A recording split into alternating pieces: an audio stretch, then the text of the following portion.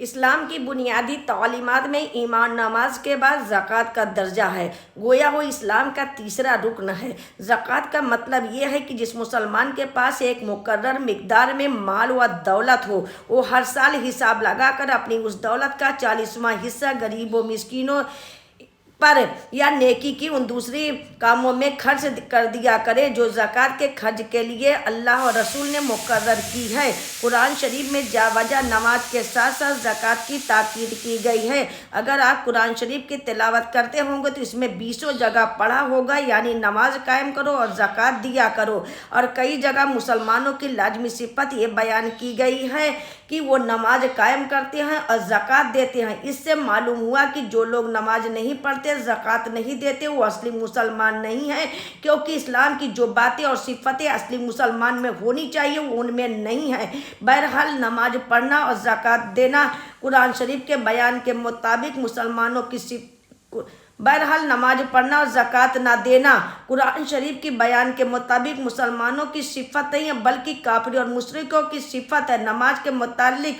اللہ قرآن میں فرماتا ہے کہ نماز قائم کرو اور نماز چھوڑ کر مشرکوں سے نہ ہو جاؤ، اور زکوٰۃ نہ دینے کو مشرکوں اور کافروں کی صفت ہے، یعنی قرآن میں فرمایا کہ ان مشرکوں کے لیے بڑی خرابی ہے اور ان کا انجام بہت برا ہونے والا ہے جو زکوٰۃ ادا نہیں کرتے اور آخرت کے منکر ہیں اور کافر ہیں۔ زکوٰۃ نہ دینے والوں کو جو بڑا انجام قیامت میں ہونے والا ہے، جو سزا ان کو ملنے والی ہے جو اتنی سخت ہے، اس کے سننے سے رونگٹے کھڑے ہو جاتے ہیں، دل کانپنے لگتے ہیں۔ سورہ توبہ میں ارشاد فرمایا گیا ہے کہ جو لوگ سونا چاندی مال و دولت جوڑ کے رکھتے ہیں اور اس کو خدا کی راہ میں خرچ نہیں کرتے ہیں، یعنی ان پر زکوٰۃ وغیرہ فرض اس کو ادا نہیں کرتے ہیں، اے رسول تم انہیں سخت دردناک عذاب کی خبر سنا دو جس دن تپایا جائے گا ان کی اس دولت کو دوزخ کی آگ میں، پھر داغی جائے گی اس سے ان کی پیشانی، ان کی کروٹیں، ان کی پیٹھیں، اور کہا جائے گا یہ وہ مال و دولت ہے جس کو تم نے جوڑ کر رکھا تھا اپنے واسطے، پس مزہ چکھو اپنی جوڑی ہوئی دولت کا۔ اس آیت کے مضمون کے تفصیل میں میرے نبی صلی اللہ علیہ وسلم کی حدیث فرمائی ہے کہ جس شخص کے پاس سونا چاندی یعنی مال دولت ہو اور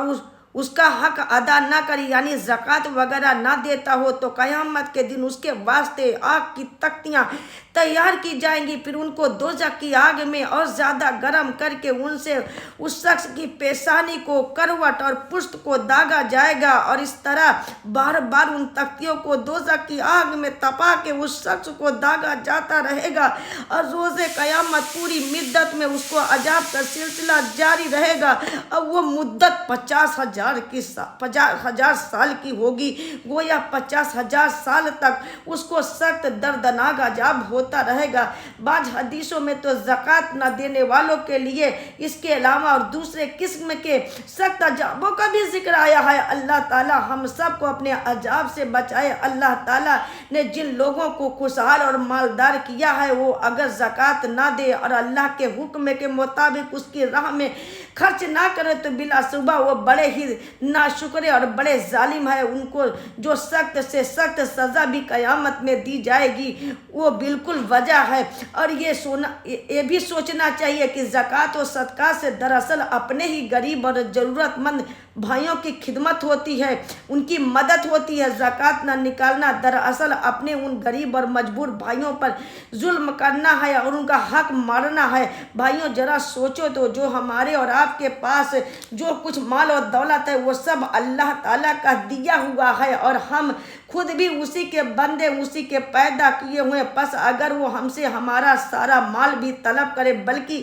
جان دینے کو بھی کہے تو ہمارا فرض ہے کہ بلا چو چرا ہم سب کچھ دے دیں۔ یہ تو اس کا بڑا کرم ہے، اس کا بڑا فضل ہے کہ اپنے دیے ہوئے مال میں سے صرف 40واں حصہ نکالنے کو کہا ہے، اسی کا حکم دیا ہے۔ بے شک سبحان اللہ۔